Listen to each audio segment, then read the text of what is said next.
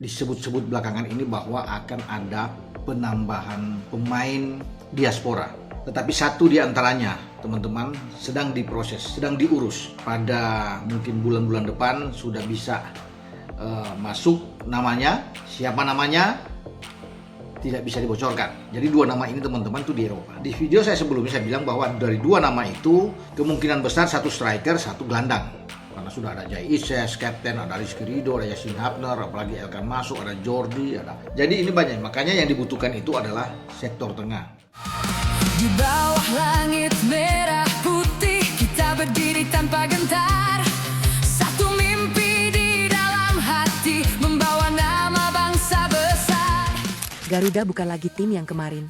Indonesia API PSSI kini disebut memberikan keleluasaan kepada John Hertman untuk meracik skuad terbaik, termasuk mengandalkan kekuatan pemain naturalisasi yang tersedia. Ditambah 3 nama baru yang sedang menjadi sorotan, Garuda berpotensi tampil jauh lebih solid di FIFA ASEAN Cup. Ini bukan waktunya coba-coba, targetnya satu, juara. Kalau semua pemain terbaik benar-benar tersedia, Hertman punya banyak pilihan. Mau bermain bertahan? Ada. Mau pressing tinggi? Bisa. Mau mengubah permainan di babak kedua? Kartu A sudah disiapkan. Tapi pertanyaannya sekarang, mampukah skuad Garuda yang semakin dalam ini membuat Malaysia dan Singapura ketar-ketir?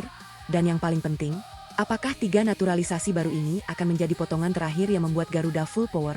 Kalau kalian fans Garuda garis keras, jangan cuma nonton, komen, Garuda juara.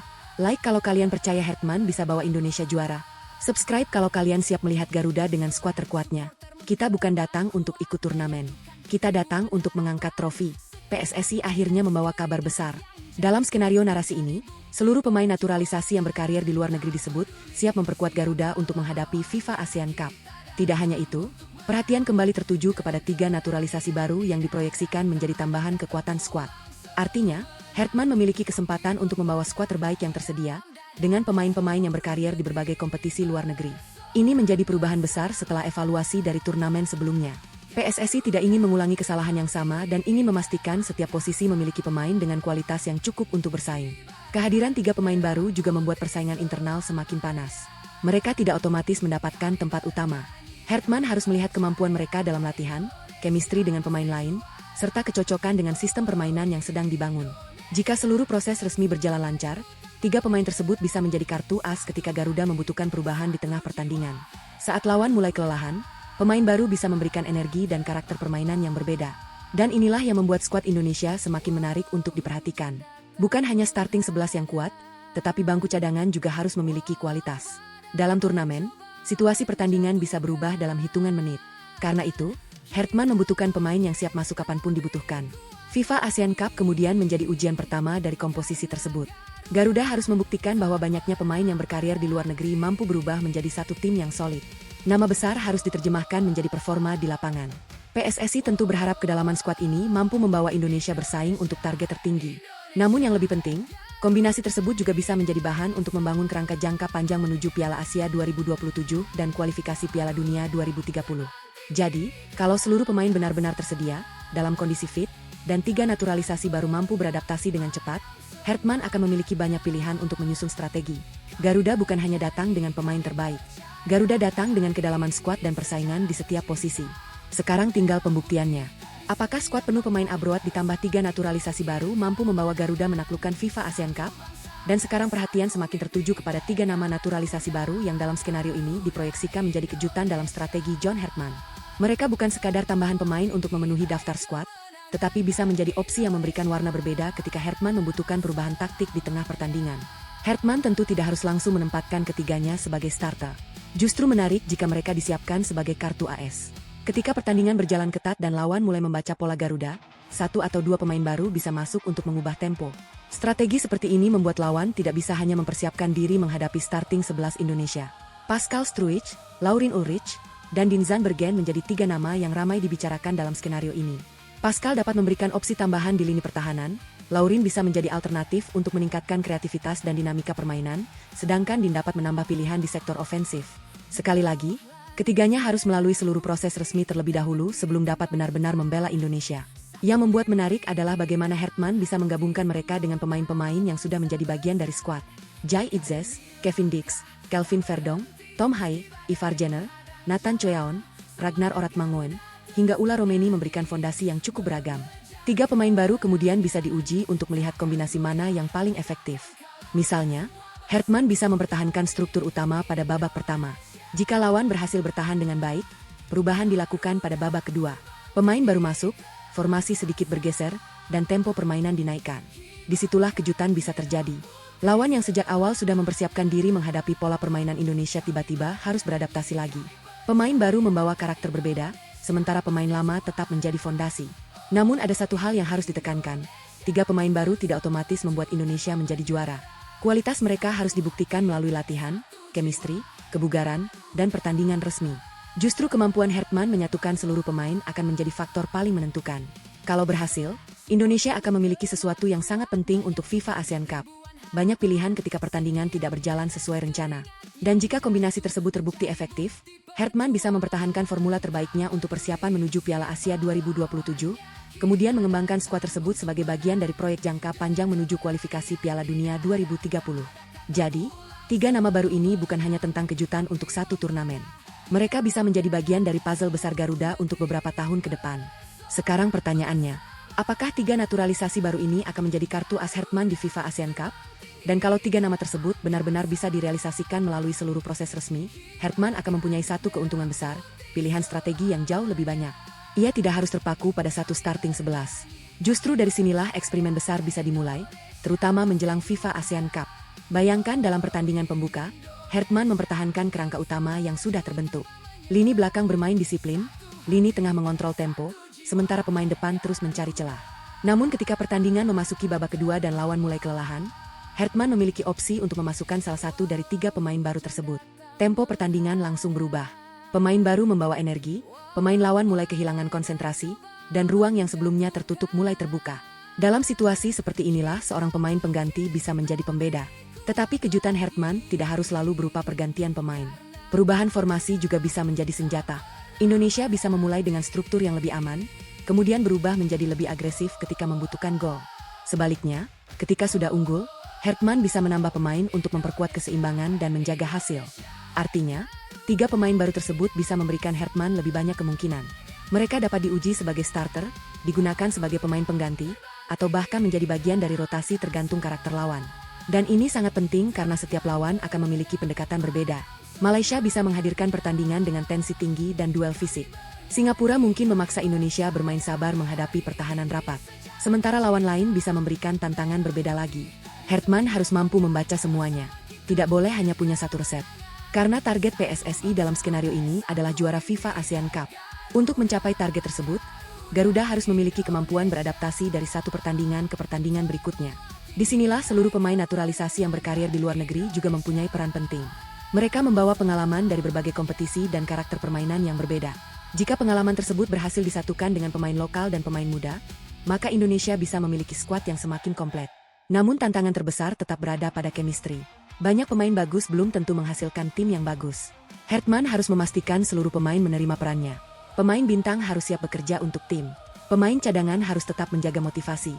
Dan pemain baru harus memahami bahwa mereka datang bukan untuk menggantikan semua pemain lama, tetapi untuk meningkatkan kualitas persaingan. Kalau proses itu berhasil, maka justru akan muncul efek domino. Pemain utama semakin termotivasi, pemain cadangan semakin siap, pemain muda semakin berkembang, dan Hertman semakin banyak memiliki pilihan. Inilah kedalaman skuad yang dibutuhkan sebuah tim yang ingin menjadi juara. Setelah FIFA ASEAN Cup, evaluasi dari turnamen tersebut akan menjadi sangat penting. Hertman bisa melihat kombinasi mana yang berhasil, pemain mana yang paling konsisten, dan posisi mana yang masih membutuhkan tambahan. Semua hasil itu kemudian menjadi dasar untuk menghadapi Piala Asia 2027. Karena di level Asia, kesalahan kecil bisa dihukum. Indonesia membutuhkan organisasi permainan yang jauh lebih matang, bukan hanya kualitas individu. Dan dari Piala Asia itulah pengalaman semakin dikumpulkan untuk membangun proyek menuju kualifikasi Piala Dunia 2030. Jadi, kalau 3 naturalisasi baru benar-benar menjadi bagian dari Garuda, jangan hanya melihat mereka sebagai 3 pemain tambahan. Lihat mereka sebagai 3 kemungkinan baru dalam strategi Hertman. 3 opsi, 3 karakter, 3 potensi kejutan. Dan mungkin, 3 keping yang membuat puzzle Garuda semakin lengkap. Indonesia Api. Pertanyaannya sekarang, siapa dari 3 pemain ini yang akan menjadi kartu as Hertman? Tulis nama pilihan kalian di komentar dan kita bedah kemungkinan starting 11 Garuda berikutnya. Dalam skenario narasi ini, PSSI memberikan keleluasaan kepada John Hartman untuk menurunkan skuad terbaik yang tersedia, termasuk kemungkinan menggunakan kombinasi pemain naturalisasi secara penuh di FIFA ASEAN Cup. Keputusan ini tentu akan membuat persaingan internal semakin menarik, karena Hartman bisa memilih pemain berdasarkan kebutuhan taktik tanpa harus terpaku pada nama besar. Dengan banyaknya pemain yang berkarir di luar negeri, Hartman memiliki opsi untuk membangun starting 11 dengan pengalaman internasional yang tinggi. Di lini belakang, pemain seperti Jai Itzes, Kevin Dix, Maes Hilgers, Justin Hubner, dan Kelvin Verdong bisa menjadi bagian dari berbagai kombinasi. Di lini tengah, pilihan seperti Tom Haye, Ivar Jenner, dan Nathan Choeon memberikan karakter permainan yang berbeda. Sementara itu, kehadiran pemain-pemain ofensif membuat Hartman mempunyai banyak alternatif ketika membutuhkan gol. Ragnar Orat Mangoen, Eliano Rogers, Ula Romeni, dan nama-nama lain dapat dipasang sesuai karakter lawan dan strategi yang ingin diterapkan. Yang paling menarik tentu 3 naturalisasi baru yang selama ini menjadi sorotan. Jika seluruh proses resmi mereka selesai, Hartman bisa menguji mereka bersama pemain yang sudah lebih dahulu menjadi bagian dari Garuda. Mereka tidak otomatis menjadi starter, tetapi kehadirannya akan membuat pilihan Hartman semakin banyak. Dan kalau Hartman benar-benar memilih full naturalisasi sebagai eksperimen utama, ini bisa menjadi salah satu momen paling menarik dalam proyek Garuda. Apakah kombinasi tersebut akan langsung menghasilkan permainan yang lebih solid? Atau justru Hartman akan menemukan bahwa keseimbangan antara pemain naturalisasi, pemain lokal, dan pemain muda tetap menjadi formula terbaik? Itulah yang harus dibuktikan di lapangan. Karena FIFA ASEAN Cup bukan tempat untuk sekadar mengumpulkan pemain dengan nama besar. Semua pemain harus mampu bermain sebagai satu tim. Mereka harus memahami sistem, menjalankan pressing, menjaga jarak antar lini, dan tetap disiplin ketika kehilangan bola. Jika berhasil, PSSI akan mendapatkan gambaran yang jauh lebih jelas tentang kerangka utama Garuda untuk turnamen berikutnya. Pemain yang tampil konsisten bisa menjadi bagian dari fondasi menuju Piala Asia 2027, sementara pengalaman tersebut dapat terus dikembangkan menuju target jangka panjang kualifikasi Piala Dunia 2030. Jadi, keputusan memberikan kebebasan kepada Hartman untuk bereksperimen dengan skuad terbaik bisa menjadi langkah penting. Bukan sekadar mengejar kemenangan di FIFA ASEAN Cup, tetapi juga mencari formula Garuda yang paling siap untuk menghadapi tantangan yang lebih besar.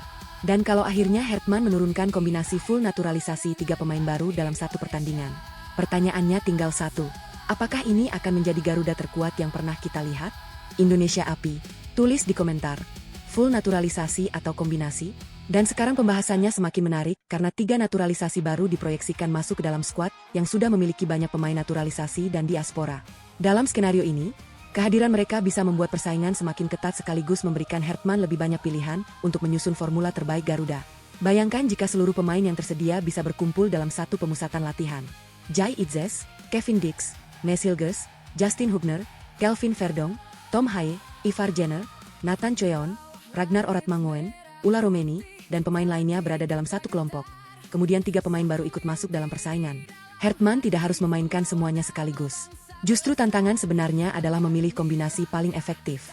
Ada pertandingan yang membutuhkan pertahanan kuat, ada yang membutuhkan kreativitas di tengah, dan ada pula pertandingan yang mengharuskan Indonesia bermain agresif sejak awal. Disinilah 3 pemain baru bisa menjadi pembeda. Jika Pascal Struijk benar-benar tersedia melalui proses resmi, ia bisa menjadi opsi tambahan di lini belakang. Laurin Ulrich dapat diuji untuk memberikan kreativitas dan dinamika di lini tengah, sedangkan Ding Zandbergen bisa menjadi alternatif untuk memperkuat pilihan di lini depan. Ketiganya tetap harus menunggu proses resmi sebelum dianggap benar-benar menjadi bagian timnas Indonesia. Yang membuat menarik adalah kemungkinan mereka tidak langsung menjadi starter. Hartman bisa menyimpan 1 atau 2 pemain sebagai kartu AS. Ketika pertandingan memasuki babak kedua dan lawan mulai kelelahan, pemain baru bisa masuk dengan energi serta karakter permainan berbeda. Dengan begitu, lawan tidak hanya menghadapi starting 11. Mereka harus menghadapi seluruh kedalaman skuad Garuda. Namun full naturalisasi bukan berarti otomatis menjadi formula terbaik. Hartman tetap harus mempertimbangkan chemistry, keseimbangan, dan kebutuhan taktik. Pemain lokal dan pemain muda juga tetap memiliki peran penting dalam membangun identitas tim. Karena pada akhirnya, yang menentukan bukan paspor pemain. Yang menentukan adalah kualitas permainan ketika mengenakan jersey Garuda. Jika 3 pemain baru mampu beradaptasi dan seluruh skuad mampu membangun chemistry, maka FIFA ASEAN Cup bisa menjadi kesempatan pertama untuk menguji seberapa kuat proyek tersebut. Dari sana Hartman bisa melihat kombinasi mana yang layak dipertahankan untuk menghadapi tantangan berikutnya. Dan tantangan berikutnya jelas lebih besar. Piala Asia 2027. Setelah itu, pengalaman dan fondasi tersebut harus terus dikembangkan menuju target jangka panjang Piala Dunia 2030. Jadi 3 naturalisasi baru ini bukan sekadar tambahan pemain. Mereka adalah tambahan opsi. Sementara skuad full naturalisasi bukan sekadar kumpulan nama besar. Mereka harus menjadi satu tim. Kalau Hertman berhasil menyatukan semuanya, maka Garuda bisa memiliki kedalaman yang jauh lebih menakutkan bagi lawan.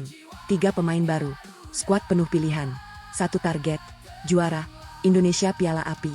Dan sekarang pertanyaannya, siapa yang layak menjadi starting 11? Dan siapa yang harus disimpan sebagai kartu as Hertman? Dan dari sinilah John Hertman harus membuktikan bahwa semua persiapan tersebut bukan sekadar wacana. FIFA ASEAN Cup menjadi panggung untuk melihat apakah skuad yang dipenuhi pemain berpengalaman dari luar negeri benar-benar mampu bermain sebagai satu kesatuan. Karena nama besar tidak akan berarti apa-apa kalau chemistry, disiplin, dan mental bertanding belum terbentuk. PSSI tentu tidak boleh hanya mengejar sensasi dari banyaknya pemain diaspora. Yang dicari adalah kualitas dan hasil. Setiap pemain harus datang dengan satu tujuan yang sama, memberikan yang terbaik untuk Garuda. Tidak peduli bermain di Eropa, Asia, atau kompetisi domestik, ketika jersey merah putih dikenakan, semuanya harus bekerja untuk satu lambang di dada. Dan 3 naturalisasi baru yang menjadi sorotan bisa menjadi bagian menarik dari persiapan ini. Jika seluruh proses resmi mereka selesai dan mereka benar-benar tersedia, Hertman akan mempunyai opsi tambahan untuk mengubah permainan. Mereka bisa menjadi starter, pelapis, atau bahkan kartu as ketika pertandingan memasuki menit-menit krusial. Bayangkan pertandingan berjalan ketat. Indonesia menguasai permainan, tetapi lawan bertahan rapat dan sulit ditembus. Kemudian Hertman melakukan pergantian pemain. 1 pemain baru masuk, tempo meningkat, ruang mulai terbuka, dan Garuda kembali menekan. Inilah kedalaman skuad yang selama ini diharapkan. Karena untuk menjadi juara, Indonesia tidak cukup hanya mempunyai 11 pemain bagus. Indonesia membutuhkan skuad yang mampu bertahan menghadapi tekanan sepanjang turnamen. Ada pemain yang siap menjadi starter, ada pemain yang siap menjadi pembeda, dan ada pemain yang tetap bekerja keras meskipun belum mendapatkan menit bermain. Malaysia dan Singapura tentu akan menjadi lawan yang tidak boleh diremehkan. Mereka pasti akan mempelajari permainan Garuda, mencari kelemahan, dan mencoba menghentikan pemain-pemain kunci Indonesia. Tetapi Hertman harus memastikan bahwa ketika satu strategi berhasil dibaca lawan, masih ada strategi berikutnya. Plan A gagal, ada plan B. Plan B terbaca, keluarkan kartu AS. Dan kalau seluruh pemain mampu menjalankan tugas masing-masing, FIFA ASEAN Cup bisa menjadi titik pembuktian bahwa Garuda memang sedang membangun sesuatu yang berbeda. Lebih jauh lagi, turnamen ini bukan hanya tentang satu trofi. Setiap pertandingan menjadi data untuk Hertman. Dari sinilah dia bisa menentukan pemain mana yang pantas menjadi bagian dari kerangka utama menuju Piala Asia 2027, kombinasi mana yang harus dipertahankan, dan posisi mana yang masih membutuhkan pembenahan. Karena setelah FIFA ASEAN Cup, tantangan akan semakin berat. Piala Asia 2027 menunggu, dan perjalanan menuju kualifikasi Piala Dunia 2030 membutuhkan skuad yang jauh lebih matang. Jadi jangan lihat FIFA ASEAN Cup hanya sebagai pertandingan biasa. Ini adalah ujian pertama dari proyek besar Garuda. Kalau Indonesia mampu tampil dominan, konsisten, dan mengangkat trofi, kepercayaan diri seluruh tim akan meningkat. Dan kalau 3 pemain baru benar-benar mampu memberikan dampak sesuai harapan, maka persaingan di dalam skuad akan semakin panas. Bukan lagi soal siapa yang paling terkenal, bukan lagi soal siapa yang paling banyak dibicarakan, tetapi siapa yang paling siap memberikan kemenangan untuk Indonesia. Indonesia Api. Karena kali ini Garuda tidak boleh datang hanya untuk meramaikan turnamen. Garuda harus datang untuk juara, dan kalau targetnya benar-benar juara, maka Hertman harus memastikan setiap pertandingan dimainkan dengan standar yang berbeda. Tidak boleh ada lagi anggapan bahwa lawan yang berada di bawah peringkat Indonesia bisa dianggap mudah. Justru pertandingan seperti itulah yang sering menjadi penentu perjalanan sebuah tim dalam turnamen. Garuda harus bermain dengan konsentrasi penuh sejak menit pertama sampai peluit terakhir. Disinilah skuad penuh pemain diaspora dan naturalisasi akan diuji. Banyaknya pemain yang berkarir di luar negeri memang memberikan pilihan lebih banyak, tetapi semuanya harus mampu beradaptasi dengan sistem yang diterapkan Hertman. Pemain harus memahami kapan menekan, kapan menurunkan tempo, kapan bertahan, dan kapan mengambil risiko untuk menciptakan peluang. 3 pemain naturalisasi baru juga bisa memberikan dimensi berbeda jika nantinya seluruh proses resmi mereka selesai. Hertman dapat menggunakannya secara bertahap sambil melihat kebutuhan pertandingan. Mereka bisa menjadi starter ketika dibutuhkan sejak awal, atau menjadi senjata dari bangku cadangan ketika pertandingan mulai memasuki fase menentukan. Yang menarik, keberadaan mereka juga akan meningkatkan persaingan di dalam tim. Pemain yang selama ini menjadi pilihan utama harus mempertahankan performanya, sementara pemain baru harus menunjukkan bahwa mereka layak mendapatkan kesempatan. Persaingan seperti ini justru bisa membuat standar skuad semakin tinggi. Dan jangan lupa, mental juga menjadi faktor penting. Setelah pengalaman pahit di AFF, para pemain harus menunjukkan bahwa mereka sudah belajar. Ketika tertinggal, mereka tidak boleh panik. Ketika unggul, mereka tidak boleh lengah. Ketika pertandingan berjalan keras, mereka harus tetap fokus terhadap rencana permainan. Hertman juga harus mampu membaca pertandingan dengan cepat. Jika lawan menutup ruang tengah, serangan harus dialihkan. Jika lawan menekan tinggi, Garuda harus mampu keluar dari tekanan. Jika pertahanan lawan terlalu dalam, pemain kreatif harus menemukan cara untuk membuka ruang. Inilah alasan mengapa kartu A sangat penting. Bukan hanya satu pemain, tetapi kemampuan untuk mengubah pendekatan ketika pertandingan tidak berjalan sesuai rencana. Dan jika Hertman memiliki skuad dengan kedalaman yang cukup, pergantian pemain bukan sekadar untuk mengistirahatkan pemain, tetapi juga menjadi bagian dari strategi untuk memenangkan pertandingan. Setelah fase grup, tentu tantangan akan semakin berat. Setiap kesalahan bisa mengakhiri perjalanan. Maka pengalaman yang dikumpulkan sejak pertandingan pertama harus benar-benar dimanfaatkan. Hertman harus memiliki gambaran jelas tentang siapa yang paling siap menghadapi tekanan pertandingan besar. Dari sinilah kerangka Garuda menuju Piala Asia 2027 mulai terbentuk. Pemain yang konsisten akan semakin dipercaya, sementara pemain yang masih membutuhkan perkembangan akan terus dipantau. Tidak ada tempat yang benar-benar aman, karena performa harus menjadi dasar utama pemilihan pemain. Dan pada akhirnya, semua pembangunan tersebut diarahkan kepada target yang lebih besar, yaitu mempersiapkan generasi Garuda untuk perjalanan menuju Piala Dunia 2030. FIFA ASEAN Cup bisa menjadi awal untuk membangun mental juara, Piala Asia menjadi ujian level Asia, dan perjalanan berikutnya menjadi pembuktian apakah fondasi tersebut benar-benar kuat. Jadi sekarang semuanya kembali kepada Hertman dan para pemain. Skuad boleh bertabur pengalaman, 3 pemain baru boleh memberikan opsi tambahan, tetapi kemenangan tetap harus diperjuangkan selama 90 menit. Karena ketika Garuda akhirnya turun ke lapangan, tidak ada lagi pembicaraan soal rumor atau prediksi. Yang berbicara adalah permainan. Dan kalau permainan itu berhasil menyatu dengan mental juara, maka satu pesan akan terdengar jelas dari Indonesia. Garuda siap berburu trofi FIFA ASEAN Cup.